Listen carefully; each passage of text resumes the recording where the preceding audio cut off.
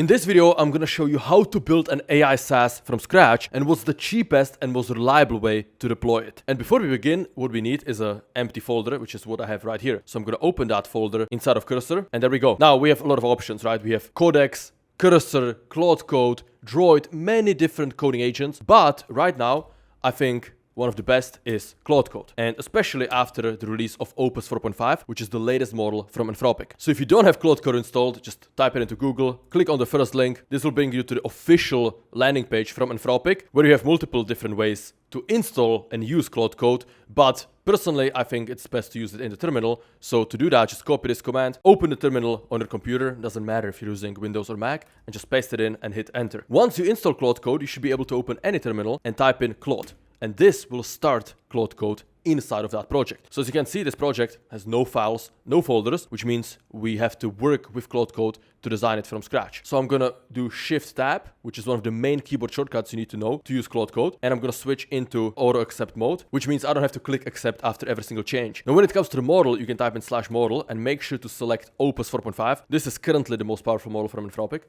And hit enter. Now, if you don't want to use Claude Code, another great option is Gemini 3 Pro from Google. You can use it inside of Cursor, you can use it inside of Droid, or inside of the Gemini CLI. And by the way, I've partnered with Gemini to do an in-person hackathon in Warsaw, Poland. The hackathon will take place in January of 2026, and there's going to be limited slots. So if you want to participate, make sure to follow me on Instagram and DM me the word hackathon. So what I'm going to do first is I'm going to create a folder named prompts. And in here, I'm going to create a new file named prompt_01.md. So this is the first prompt. So I'm going to do is go back into Claude Code, say read prompt 01. And don't worry, I'm going to break it down for you. In a second, I'm going to say and execute what's inside. Nothing more, nothing less. The fewer lines of code, the better. If you're wondering how I'm doing this, enter to the new line, because if you do Shift Enter, it will just send the message, right? You need to do Control J, not Command J, Control J on macOS. So boom. So as Claude Code is building this, let me break down the strategy behind this prompt. So the first part, as you can see, is a broad overview of what we're trying to do. This tells Claude Code the what before the how, which prevents the AI agent from wandering and getting distracted. Then we scope out the boundaries, aka the features. What should be part of it, right? Yes or no questions, buying shares of outcomes, and seeing live odds. This explicitly states which features we want. That way we prevent feature bloat. The coding agents are so powerful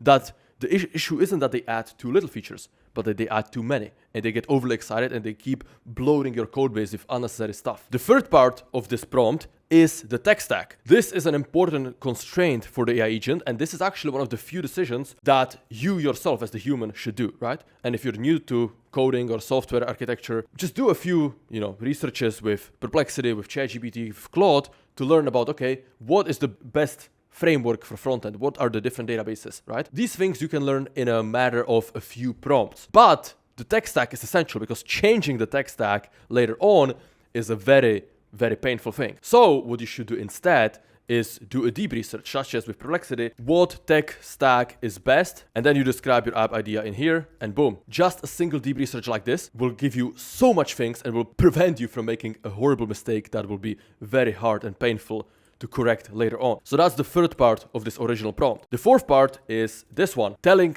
about the deployment, right? And a lot of people don't think about this. And this video is not just about building. There is countless videos about how to use Claude Code and how to build with AI. The second half of this video is all about how to deploy, right? Because what use is building an MVP if you don't know where to host it, if you don't know how to deploy it? So that's going to be later in the video. But it's important to state that in the original prompt so that as you're building, you're not shooting yourself in the foot by installing dependencies that are not supported, by doing things in a way that will make it very difficult to deploy on certain platforms. That's why I specified in the first prompt. This will be deployed on a VPS using DocPlay, so ensure the project works with Nix packs. The fifth part of the original prompt is this. Start by creating the project structure and detailed README.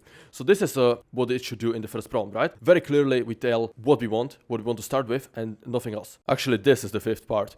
The sixth part is this last sentence, which says, don't implement yet, right? So we tell it not to code yet, just to create the architecture, the documentation, and to prepare it, which the code that is going to come in the next prompt, which is prompt number 2. So let's see what Claude Code did. You can see that it used many different tools, and it ran for like a minute, and it's finished, right? So the coding agents are more powerful than ever before.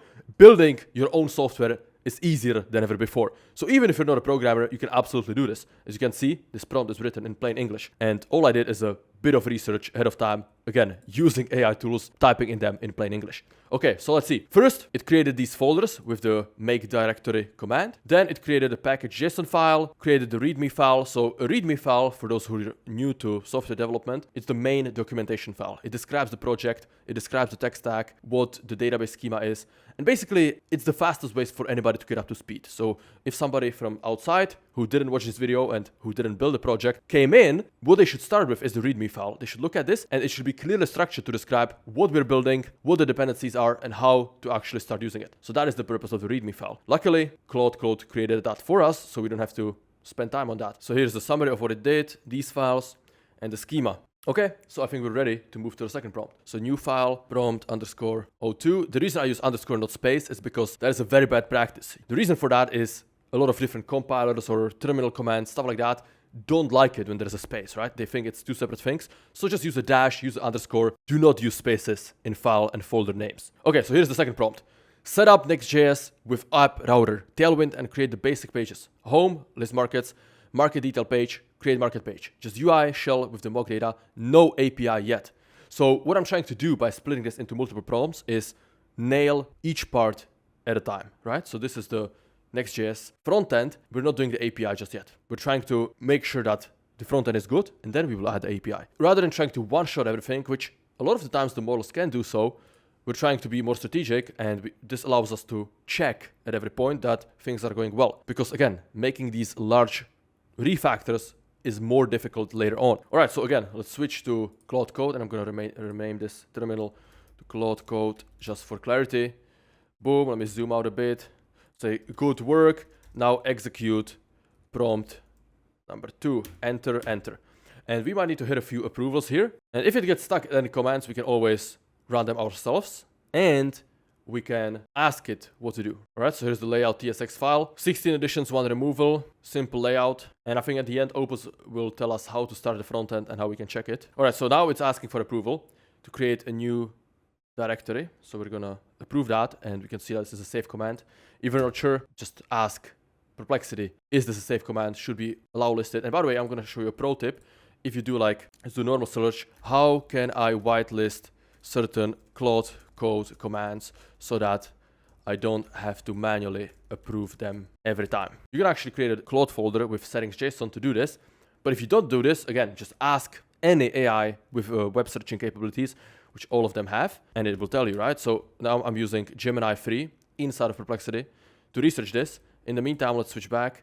You can see, okay, the UI has been created, and I will ask a simple and dumb question. Can I test this yet? If so, tell me how. Okay. In the meantime, let's switch back to Perplexity, and here's the answer. So we can create a configuration file inside of the .claude settings folder, and we're gonna tell it to do that. So boom, let's do that. I'm gonna say create this. I would say and include an allow list of safe terminal commands like mkdir. And actually, we can probably delegate this to Perplexity. Give me a list of safe terminal commands that coding AI agents like Claude Code should be allowed to run autonomously without human supervision. Answer in short. Boom, a deep research, because we want a comprehensive list so that we don't have to, approve this every time. And actually, there's an even simpler way. If you look at the types of responses here, if you select number 2, it should create the .claude folder itself, right? Yes, and always allow access to .claude from this project. So I'm going to enter. So I'm going to say create a .claude folder settings.json with an allow list of safe terminal commands in the root of this project. Boom. Then our deep research should give us a list of safe commands for autonomous AI agents. So I'm going to copy this. I'm going to go back. So we're going to allow this. Yes. Boom. We see the .claude folder. Now we should create a new file, settings.json, in this file. And I'm doing this to speed up our workflow, right? We don't have to approve these commands every time if we have this settings.json. And I'm going to say now add these commands into the JSON. Boom. I'm going to do save. Paste in the Perplexity research and do save. This is basic context engineering using XML tags to separate different parts of the prompt. And I will say, show me what a .claude/settings.json should be structured like. Answer in short. To make sure that it follows the recommended schema. I don't know why it's asking for these edits even though I'm auto accept mode. This is a bug from Claude Code. It shouldn't be asking when I'm in auto accept. There we go.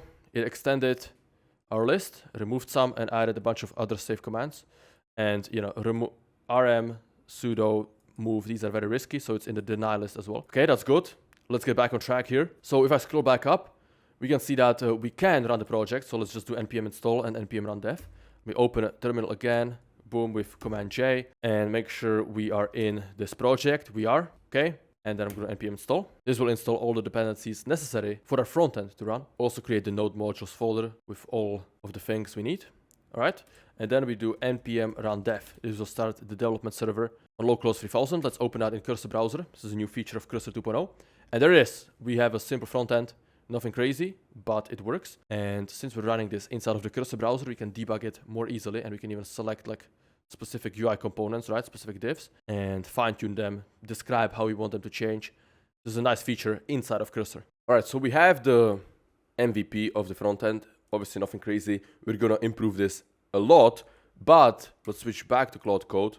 Let me do Command I to close the sidebar. And then we're gonna do the first prompt. So let me go, boom, new file, prompt 03, paste it in. We're gonna start Cloud Code, execute prompt 3, boom. While it's running, let me explain it. So, add Postgres connection using Prisma. Postgres is what we're gonna use for our database, and I would highly encourage you to stick with popular tech stack, right? Do not go into NoSQL databases unless you're an expert. Do not use programming languages that are trending or like frameworks that were just released. And the reason is very simple. They're not in the training data. If you use SQL, if you use Python, if you use JavaScript, there is so many, tens of millions, hundreds of millions of lines of code of these languages, frameworks on the internet. Which means when a new model such as Opus 4.5 is being trained, it masters those languages, it masters those frameworks, which means it can help you a lot using the mainstream tech stack. But if you choose an esoteric tech stack that nobody really uses, yeah, good luck, because the AI models will not be able to help you nearly as much. All right, so then create the schema from the README, generate migrations, ensure database URL is read from the environment variable for DocPlay deployment, which means we need to create an env file. So I'm going to right click in the root level of our folder and create an env. This needs to be on the same level as, actually I could have just copied this. So we have an env.example. What do you want to do? I'm going to show you the proper way. What you want to do is simply copy this and then rename, and you just remove everything and only leave it .env. That should be the whole name, .env, no other extension. This is the main environment file where you put your API keys, your secrets, and you should never ever share this to anybody. And you should never ever commit this to GitHub. Okay, so let me see what Cloud Code did. Prisma schema is already created from prompt 1. Okay, that's good. Everything's already set up. All right, so I guess this is what I mean when the AI models can get overly excited and they can do stuff ahead of time, even though prompt 1 very clearly said just architecture and docs. But okay, let's move on to prompt number 4. Boom, there's prompt number 4. So again, execute prompt number 4. Enter, enter. And you can easily tag files by doing the add symbol inside of Cloud Code, inside of most coding agents. So here's the prompt 4. Build the API routes. So that's going to be our backend. Create market, get markets, place bets, market odds, wire up Prisma to each endpoint. Test with curl examples. To be honest, I don't even know what Prisma is. And the way to do proper AI development is using the AI tools to upskill yourself, right? So what I'm going to do is I'm going to say read prompt 04 and read all the files in our project and explain to me what Prisma is in this context and why we need it. Think harder, answer in short. This is the biggest difference between people who are just vibe coders and they don't really get anywhere. You know, they might be able to build an MVP. Anybody can build an MVP, right? Anybody can build a V1. But the real difference is, are you able to deploy it? Are you able to host it somewhere? Are you able to maintain the code? Are you able to get your first paying customer? Are you able to add authentication, payments? Are you able to scale your software? These are the real questions. And the difference is, people who get stuck, they don't use AI to upskill themselves. I don't care if you're a professional developer.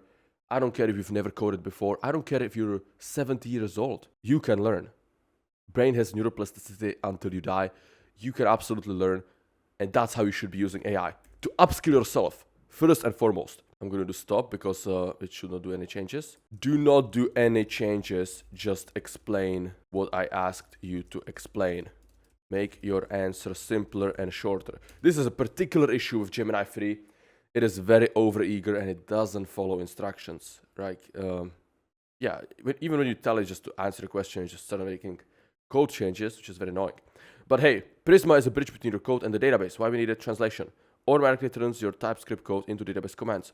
Oh, okay, so it's similar to SQLAlchemy. So I'm gonna say, oh, is it similar to SQLAlchemy? So now I'm actually learning, you know. I realized that it's like a, oh yeah, ORM. Let's see. Yes, exactly. Prisma to TypeScript is what SQLAlchemy is to Python. Both are ORMs that let you define your database structure in code models. So this kind of simplifies, you know, you don't have to master SQL. If you use something like Prisma or SQLAlchemy, you can define your database in your code, which is good because, again, you can get even more help from the AI models. All right, so let's see. Oh, we need approval. Okay, we need to give Claude Code approval. Okay, it's a save command. I don't know why this is annoying that it's asking for approval, even though we created this settings JSON, which clearly gives it approval. Maybe we just need to restart Claude Code. It's very possible. All right, done. API routes created. And since we asked for curl commands, it gave me all the curl commands to do. So I'm going to ask, did you also wire it up in our app? So I can skip the curl command testing. By the way, I do recommend you learning curl at least, 2-3 hours, put into it, understand what it is, how to use it, the different headers and stuff like that. Oh, no, that's prompt 5. I'm going to stop it right there. So, by the way, you can interrupt Claude Code anytime by pressing escape, right? So it was rushing ahead of time, but this is prompt 5, so I'm just going to create it. And this will connect the frontend to the API, right? So say, now execute prompt 5 like a 10x engineer would. The fewer lines of code, the better. This is another one of my favorite prompts. The fewer lines of code, the better. And again, it's to keep the code base simple, keep it clean, to prevent the AI models from going too crazy, adding too many lines of code, and then nobody can orientate themselves in the code base. So yeah, this prompt basically tells it to make it functional end-to-end so that the user can use all these API routes and basic styling polish. Actually, we could probably use Gemini 3 for that because I think Gemini 3 Pro is right now the best at frontend. So I'm going to say your task is to read every single frontend file in our project and greatly improve the design and UI of our frontend. Do not change any logic or functionality of our app. Just make it look better. Get to work. All right, so Claude Code is finished, and we're going to launch Gemini 3 to revamp our frontend. Do we still have it launched here? Let me refresh this. Are we getting an error? Okay, boom, screenshot.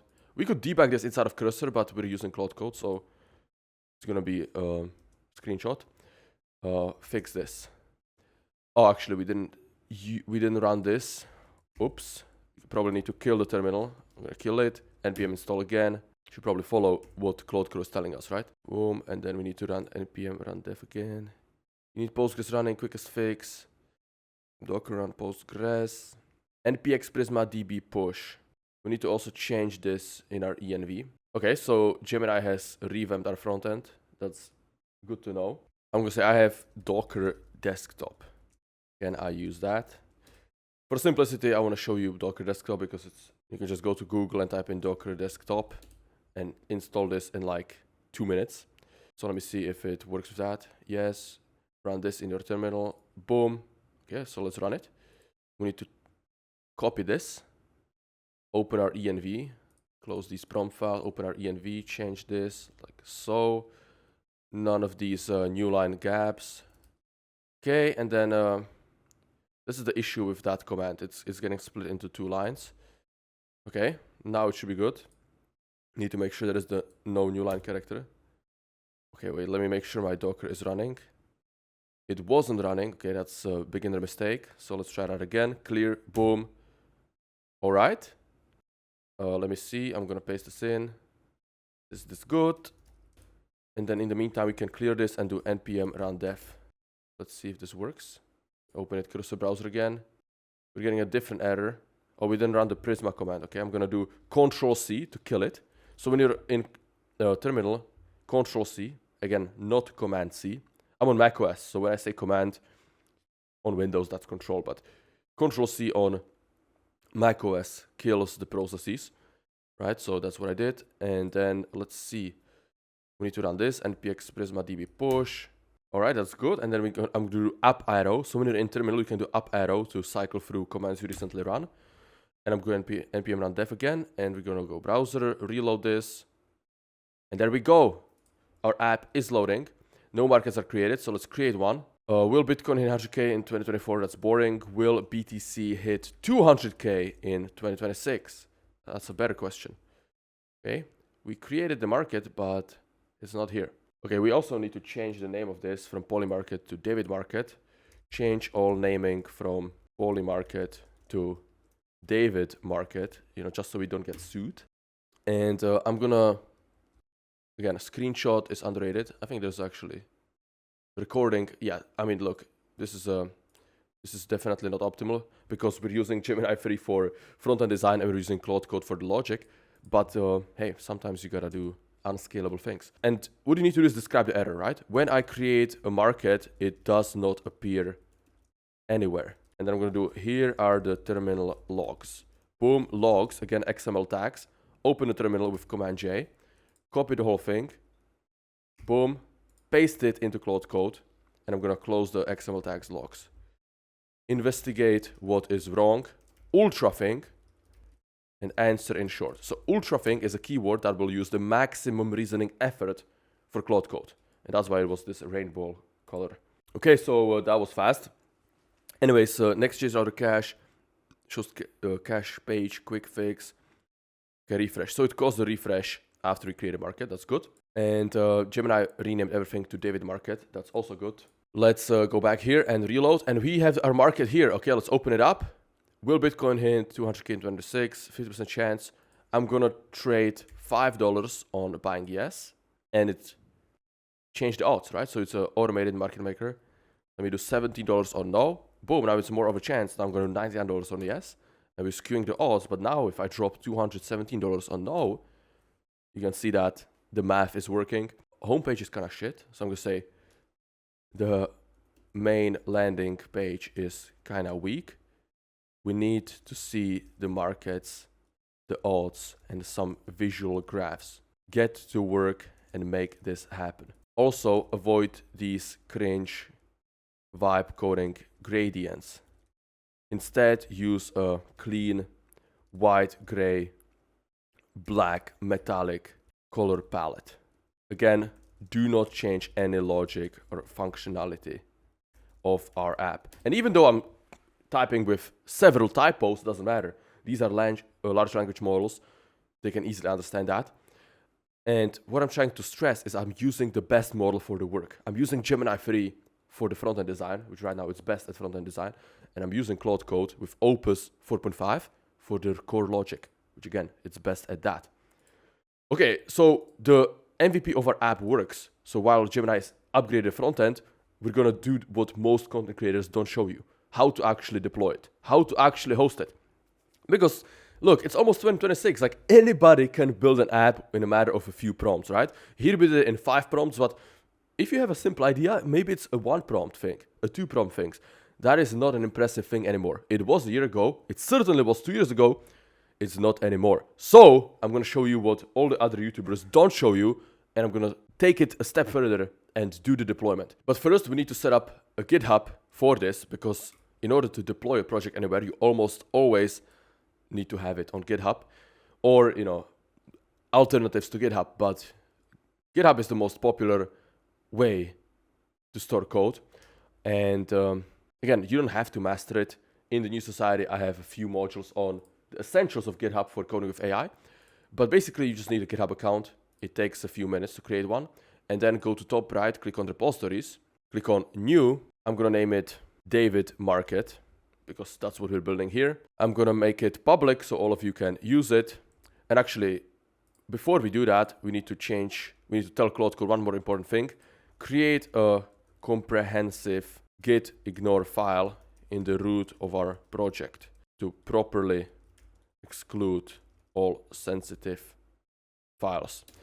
Because right now we don't have it. So right now, if we initialize the Git repository, everything would be tracked by Git. We don't want that. We want a git ignore so that node modules, which is useless, just a folder with a very large folder with lots of megabytes. We don't want to upload that to GitHub, or env files, basically whatever Claude Code put into git ignore, right? Again, the models have gotten so good, you don't have to specify what should be in git ignore. They have tens of millions of different git ignores in their training data, so they know what should be in there. Now, obviously, if your project is very esoteric, you probably should extend it yourself. Okay, README, we don't need it. Git ignore, we don't need it. Also, GitHub offers it, right? So like if you can do like Python or Next.js or whatever. If you don't trust Claude Code, just use one of the GitHub presets. They're really solid. Anyways, I'm gonna create this repo. I'm gonna switch back. And actually, we can look at our new frontend. I forgot that. Gemini 3 improved our frontend. Boom, much better. Look at this, clean, black and white. We have a, what's it called? A slider, will Bitcoin hit. Okay. And yeah, we have the landing page. Let's create a new market. Will Agent 0 go public before 2030? Create market. Okay, so it's 50-50 as any new market should be. I'm gonna do 1337 for yes. That should skew the odds massively. Okay, it didn't. $20 for no. All right, 1337 for yes. Okay, why is this not working? Okay, maybe 4 digits is too much. Oh, it was more than the volume. Okay, so we're not handling that properly. That's an edge case. We're gonna look into that in a bit. But now let's lock in on the GitHub setup, right? So I'm gonna say, tell me step by step how I can connect our project to GitHub. Think harder, answer in short. So think harder is not as powerful as ultra think, but it's one level lower. What we need to do is we need to initialize a new Git repository. So I'm gonna open a terminal. I'm gonna do git init. Boom. This will initialize an empty Git repository. You can see if you're using an IDE, and this is why you should be using Cursor or VS Code, is if you go into the top right, you have the source control, and you can see which files are about to be staged and which files are not. And you can see that all of this is ready to be committed, ready to be staged. So again, I already ran the first, but if you don't know what you're doing, just ask AI, right? Don't get stuck. Don't run into this, don't take errors personally. That's the main thing. You have to be willing to solve problems. You need to think like an entrepreneur. Even if you're not an entrepreneur, you need to think like an entrepreneur and to develop your problem-solving skills. Any problem can be solved, and if you run into an error, don't take it personally. Just describe how the error happened and use the cutting-edge AI models like Opus 4.5, like Gemini 3 Pro to help you out. So even though I've set up many Git repositories in the past and I'm familiar with GitHub, if I'm going too fast through any of this, just pause, take a screenshot, put it into Claude, put it into ChatGPT, Perplexity, Gemini, doesn't matter, and just ask them to explain it, right? So here I asked Claude, just as I was a complete beginner, to list out the commands, and it's telling me what to do. So first we need to stage all files, git add dot, that stages everything. You can also do git add /a. By the way, that's a pro tip. Then we need to do the initial commit. So git commit -m, and then it's the commit message. I would highly recommend you actually learn the main 5 git commands, right? Git add, git commit, git push, maybe git log, git reflog. I mean, there's a bunch.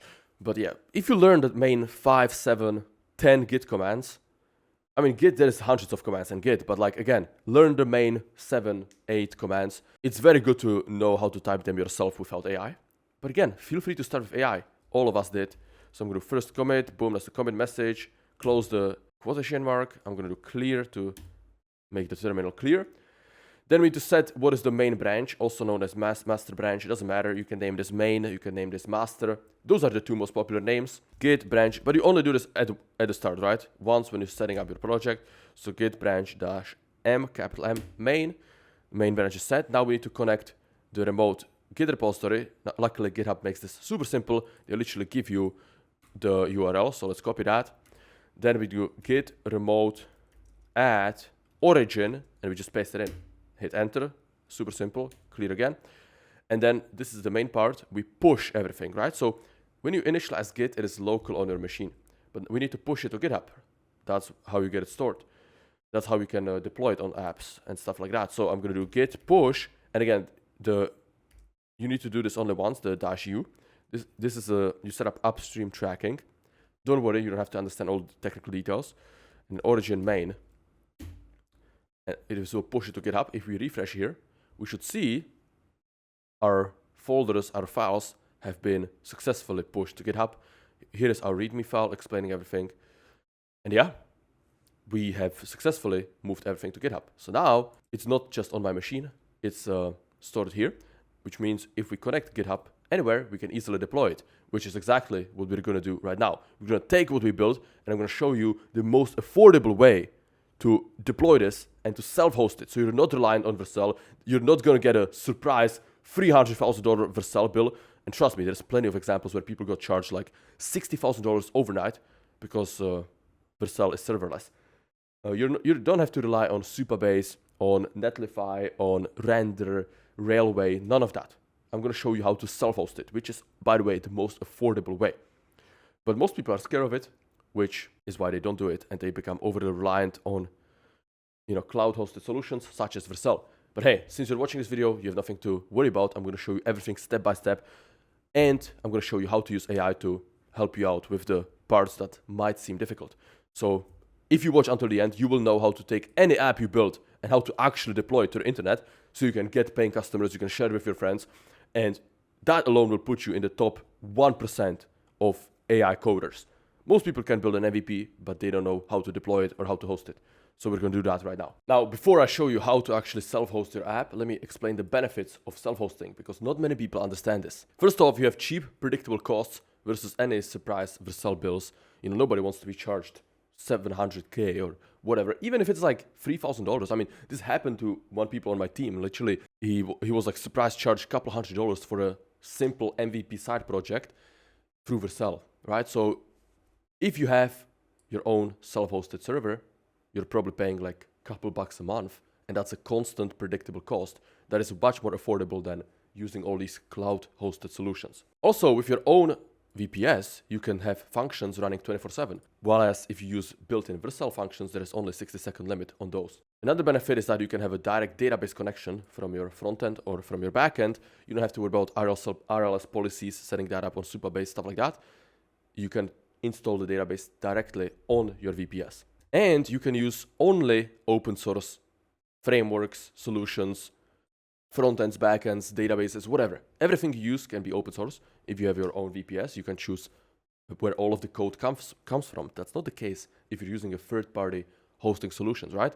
Oftentimes, they don't have most of their code open source, so you don't see any vulnerabilities, or you just don't own everything, right? So there are several more benefits of self-hosting. These are the main ones. Now let me show you how to actually self-host any app that you build through using DocPlay. So as I hinted earlier, for the self-hosting part, we're going to use DocPlay, and it is, by the way, open source. You can go to their GitHub and check it out.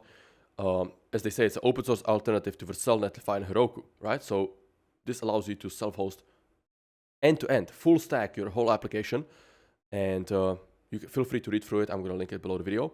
But also what it does is give you a simple, clear UI to manage your VPS. So without DocPlay, we would have to be a little bit of DevOps experts, right? We would have to master Linux. We would have to know the basic terminal commands to run and stuff like that. But with DocPlay, we get this nice UI to manage our services, front-end, back-end, database, whatever we need. We get the logs.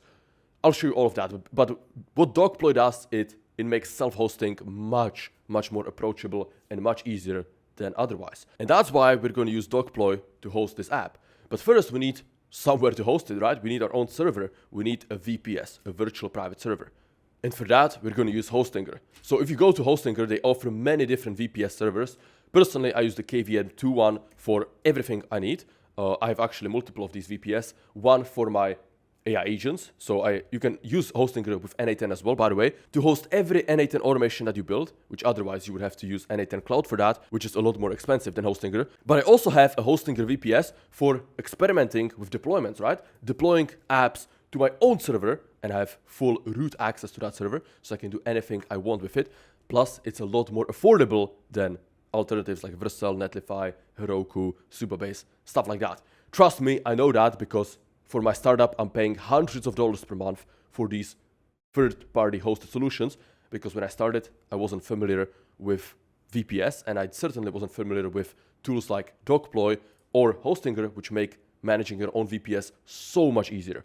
So let me show you how to set up the KVM2 plan. So click on choose plan, and this will redirect you to the checkout. Here, select the period. I recommend going 24 months because when you build your agents, you want them to be running forever.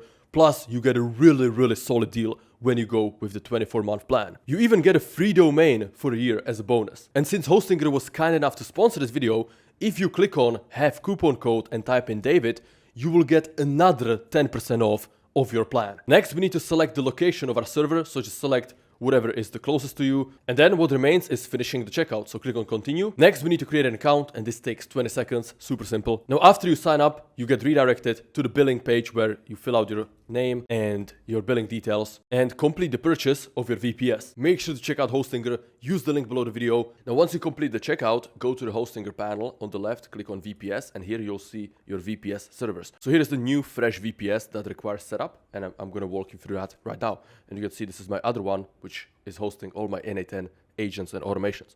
So I'm gonna click on setup. Next, we need to select the server location. So obviously choose something that's close to you or close to your customers. So if you're selling to the USA, choose Boston or Phoenix. Pretty self-explanatory. This is important though. We need to choose the operating system. So we're gonna do OS with panel, and we're gonna use DocPlay. There it is. Boom, select. Next up, we need to set the root password for our VPS, and this is to log in and access the VPS. So just make sure to generate a secure one. And actually, there's only certain symbols allowed. I'm gonna generate a few with my password manager to see. Okay, there it is. Something like this, where it's a secure string of random characters and it matches these conditions, because we're going to be using that to deploy stuff to our VPS. So just do not share this with anybody. I'm going to change this password before uploading this video, obviously. Okay, click on next. Or we can keep the malware scanner enabled if you want. Again, you can change that later on. And now it's setting up the VPS. And as it says, this process usually takes a few minutes because it's installing Ubuntu, which is a Linux distro. And again, Hostinger is making the VPS setup a lot simpler, right?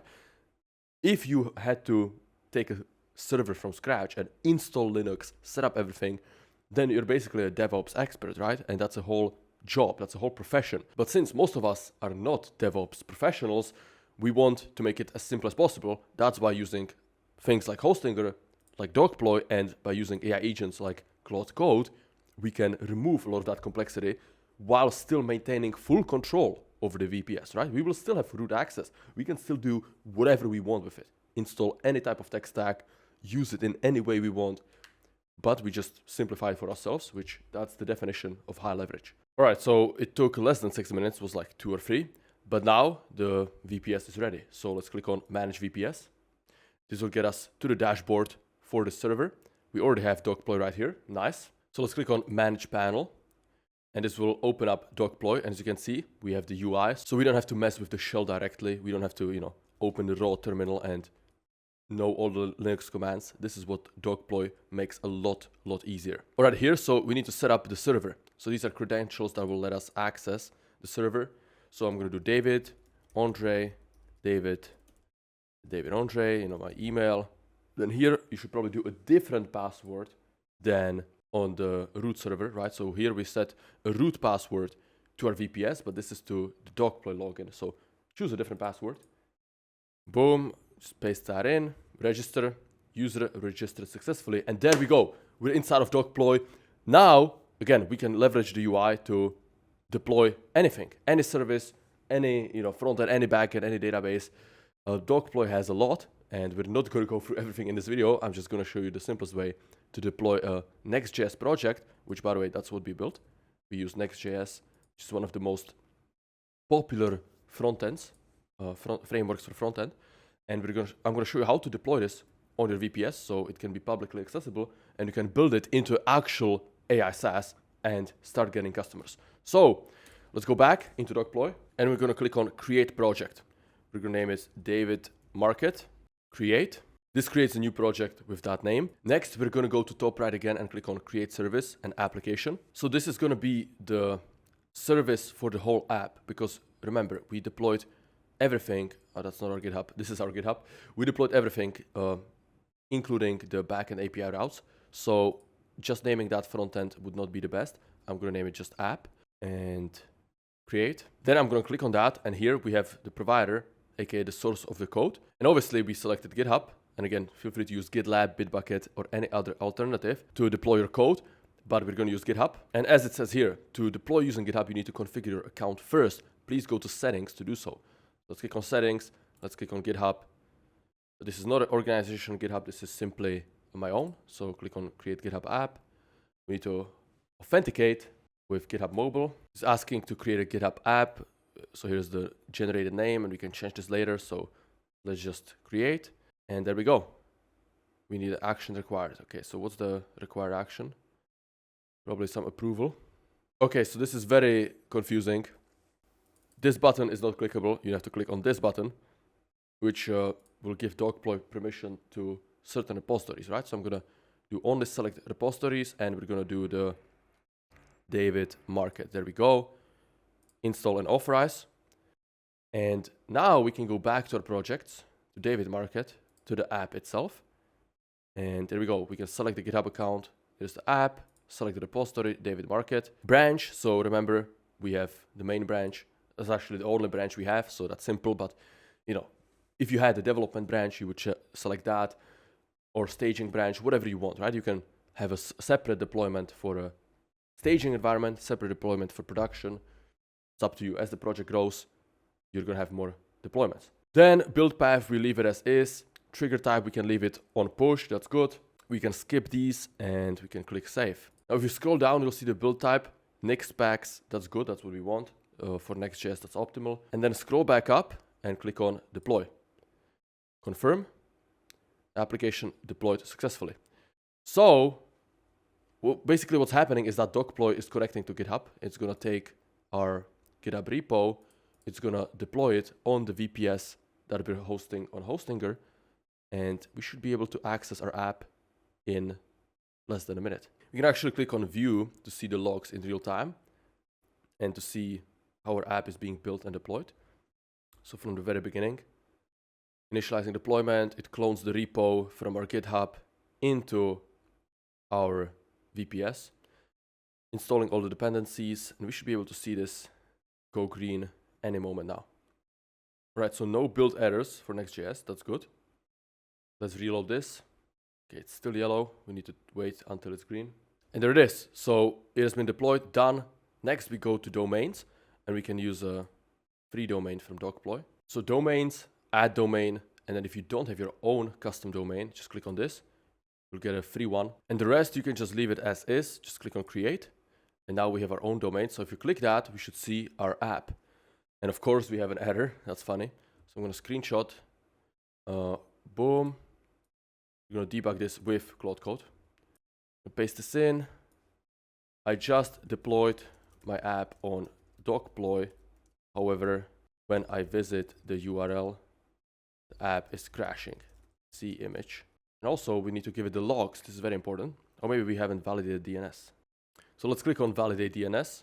Checking DNS valid. Okay, so let's reload our app. Reload this. Boom. Click on the URL again. And actually, that's my bad. This is not a random error.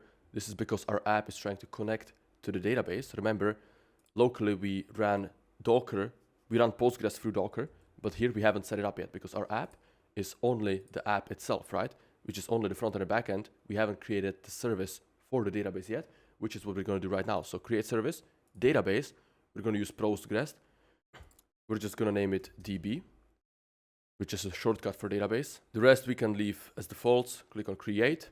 Click on the database. We need to copy the internal connection URL. There it is. Copy that. Boom. Then we need to go back to the projects, into our app, into environment, and we need to save it in the same format as we have right here. So actually we can probably use this to set it up. Boom. So database URL equals, we're going to do the full thing, right? So copy that. Boom. Need to paste it in here. So let's go general and let's do deploy again. We need to redeploy because we changed the environment variables, and now our app should successfully connect to our database. And you can see how easy DocPlay makes it, right? Like the amount of things that Hostinger and DocPlay hides away, all the abstractions, all the complexity, it's kind of amazing. Managing your own VPS has never been easier. Self-hosting has never been easier. Just like building your own custom software, thanks to coding agents like Claude Code, Cursor, Codex, has never been easier. We literally live in the best time to build software. If you're not building your own software, what are you doing? Like, again, not everybody needs to build a startup. You could just build a script for yourself to save yourself time, build some internal software, internal tools for your own company, for your team. Up to you. There are so many different things you can do, but it has never been easier. And yeah, there is tools like Hostinger, like DocPlay, like Claude Code that really make this easy. Okay, so we have a new deployment. So let's go back, validate DNS, and let's open our app. We're still getting this error. We need to check the logs though. I don't know if it's still deployed. Deployments, is this done? Done. So let's go back here and let's visit the domain again. We're still getting this error, but what we should do is we should scroll to logs and we should see what's happening in the logs. We can actually click on copy. So let's jump into Claude Code and just paste in the logs and let's see what it suggests, right? So we need to give it context. We need to give it the screenshot of the white crash screen and then the full logs of our VPS to see what's happening, and so that it can help us fix it up. And I told it to ultra thing. All right, so it gave us a long answer. I'm going to say make your answer simpler and shorter. It's another one of my all-time favorite prompts. When the LLMs give you long answers. Start command. Okay, so we need to change the start command. Database, make sure the database service is running. It should be in the same project. Let's go back. Are they in the same project? Projects? Yes, they are. Start command. Oh, it's not deployed. Oops, that's my bad. Okay, well, I'm gonna deploy it. Yeah, that's a big mistake, you know, not deploying the database. But luckily that's fast. Deployment completed successfully. We can close that. Boom, and maybe it works now. Still not. Let's check the logs for this. I'm gonna paste it in. Boom, logs. Logs. Above are the logs for the Postgres deployment. Yes, I forgot it. Started, but now it runs. What's the next step? Ultrathink, answer in short. Boom. We're going to use Claude Code to help us out. There's no shame in that. And actually, maybe it's good that it didn't go well on the first try, you know? Like, I could easily cut this out, but I'm going to show you how I use AI to debug this. Oh, we need to run these migrations. Okay, so this should be correct from your local machine. Prisma DB push. Okay, so we need to run this in the DocPlay app terminal. So projects, let's go into our app. We need to, where is the terminal access here? General, oh, there, open terminal. Yeah, so we need to run this npx Prisma DB push, enter. This will use Prisma to create the database tables. So again, Prisma is an ORM. This allows us to work with the database through code. We have an error, so again, screenshot. Prisma is not installed. Maybe we need to run npm install first. Again, deploy this on. We might just need to do npm install. Standalone build doesn't include a Prisma schema. Run it from your local machine instead. Okay, so this is a bit confusing, but we deployed everything on GitHub and then cloned that into DocPlay. How come it doesn't have the Prisma? Okay, so this is supposedly the easiest solution, so I'm gonna trust Claude Code and do that. We need the VPS IP, so we get that here. Is this the IP you need? Paste that in. We also need to expose the port 5432 publicly. Make sure port is exposed on DocPlay database service. So we go DocPlay, we go Yes, we need to close the terminal, confirm. We need to go to, again, projects, and on our database, let's see if the port, internal port, external port, external credentials. In order to make the database reachable for the internet, you must set a port. Should port is being, okay, external port, internet, 5432, 5432, save. Okay, external port updated. That's good. So we should run this locally, this command. So let's do that. Enter. Okay, that looks like success. So I'm going to do logs, paste that in. Logs. Above are the terminal logs from my local terminal. Did it go well? Just a confirmation. You can see if this loads. Oh, it loaded. Yes, tables created successfully. Your app should work now. And it does work now. And it's deployed on a public URL. All of you can access this. So let's create a new market. What about, will Elon Musk become the first trillionaire? Okay, create market, and let's start betting on this, right? So I'm going to do $50. Yes, chances are shifted. Somebody does $99. No. Again, okay, we have error. So we get some errors. Obviously, we can debug this. I'm not going to pretend we build a perfect app right away. But the fact that our app works and we have everything deployed on a VPS, it's pretty insane. And again, I already showed you how to debug. I showed you the most essential skill. You can paste in the screenshots, paste in the context into Cloud Code, and it can help solve anything, just like we did right now. Now you know how to build and deploy any AI SaaS yourself, and how to self-host it, which is something that most people never do. It's the most affordable option, but most people are scared of it because they don't know about DocPlay and they don't know about Hostinger. So again, shout out to Hostinger for sponsoring this video. Go below, it's going to be the first link below the video. Get your VPN. The KVM2 plan is more than enough. You can deploy any AI SaaS on this and get it started and get your first few paying customers. And this is the most affordable way to build your own startup, to build your own AI SaaS and to host it. And you have full access, full root access to the whole server. So again, go in the video description, click the first link and set up your Hostinger VPS today. With that being said, thank you guys for watching and have a wonderful rest of the week.